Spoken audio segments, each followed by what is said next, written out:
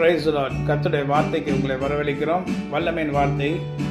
இந்த நாளில் நீங்கள் சம்பூர்ணமாய் சாப்பிட்டு திருப்தி அடைந்து உங்களை அதிசயமாய் நடத்தி வந்த உங்கள் தேவனாய் கர்த்தருடைய நாமத்தை துதிப்பீர்கள். என் ஜனங்கள் ஒருபோதும் வெட்கப்பட போவதில்லை.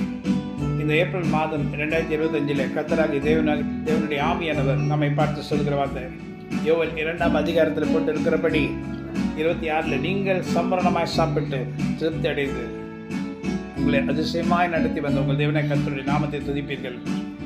என் ஜனங்கள் ஒருபோதும் வெட்கப்பட்டு போவதில்லை. அப்படின்றால் நமக்கு தேவையான எல்லாவற்றையும் கர்த்தர் நமக்கு கொடுத்து அருள்வார். வெட்கப்பட்டு போகும்படி செய்ய விட மாட்டார். ஹல்லேலூயா. சம்பூர்ணம் அடைந்து சாப்பிட்டு என்றால் சாப்பிட்றது ஒருவேளை நமக்கு அநேக காரியங்கள் இருக்கலாம். ஆனால் அந்த உலகத்தில் நிறைய தேவைகள் நம்முடைய வாழ்க்கையில் இருக்கலாம், நம்முடைய குடும்பத்தில் இருக்கலாம், நம்முடைய பிள்ளைகள் மத்தியில் இருக்கலாம். அநேக தேவைகள் மத்தியிலே நாம் வாழ்ந்து கொண்டே இருக்கலாம். அதையெல்லாம் நான் உனக்கு கொடுத்து நீங்கள் சம்பூர்ணம் அடைந்து நீங்கள் சாப்பிட்டு திருப்தி அடைவீர்கள். திருப்தி என்றால் என்ன அர்த்தம்? Satisfaction. Hallelujah. He satisfies our life. He satisfies in all the things what we need. Hallelujah. So கர்த்தர் நம்மை திருப்தி அடைய செய்ய வல்லவராய் இருக்கிறது தேவனாய் கர்த்தர்.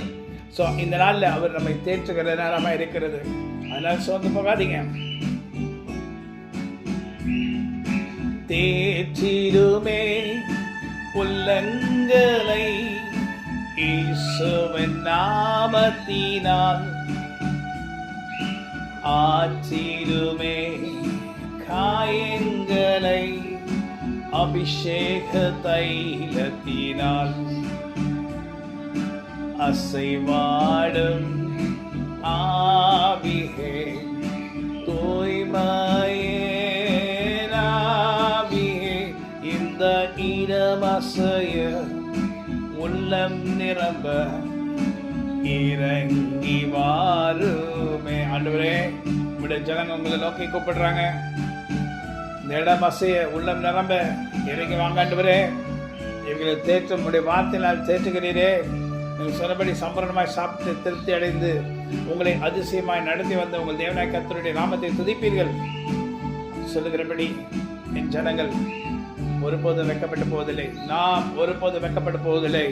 நமக்கு உண்டான எல்லாவற்றையும் சரியாக செய்து முடிப்பார். கடைசி நாட்களிலே அது தீங்காய் மாறாதபடி கர்த்தர் பாதுகாப்பார். நமக்கு விரோதமாக யாராவது எழும்ப ஆயத்தமாயிருந்தால் அந்த ஆயுதங்களை கர்த்தர் முறியடித்து உடைத்து அவைகள் மறுபடியும் நமக்கு விரோதமாக எழும்ப முடியாதபடி செய்கிற ஒரு கிருபை கர்த்தர் நமக்கு கொடுத்திருக்கிறார். ஆமென். God bless you. Have a wonderful day. Amen.